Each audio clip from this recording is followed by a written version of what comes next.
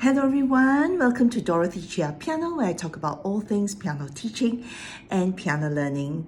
So if you've seen my previous videos, we talked about recognizing key signature, and I introduced some hacks that you can let your students learn. So today we're going to work out the minor keys. So to recognize the minor keys, there are two approaches that I use with my students. One is using the keyboard, and the other is by writing out the letters of the alphabet. Let's begin with method 1. Now let's revise a bit on the major key. So for sharp key, we take the last sharp, go to the next letter. So in this case, it's D sharp. So after D, A, B, C, D, E. The next letter is E. So this is E major. Now, if I'm using the keyboard, let's find the E on the piano. Now, the minor key is 3 semitones down from the major key. So let's count downwards.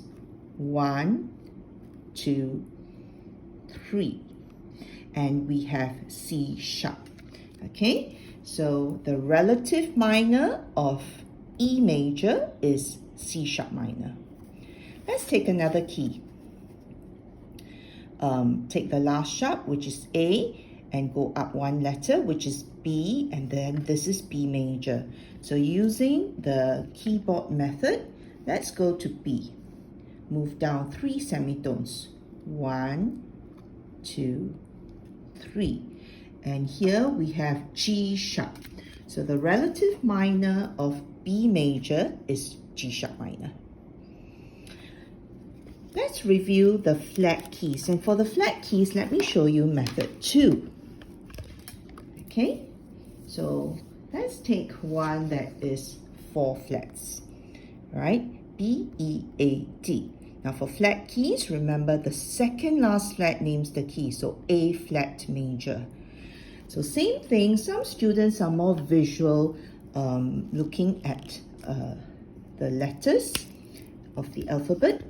So here, A flat. So I'm just going to count from A. All right, and we move back 3. 1, 2, 3, and we reach F. So the relative minor of A flat major is F minor. All right, so we move A, G, F. So 4 flats, A flat major, relative minor, F minor. Let's take another example.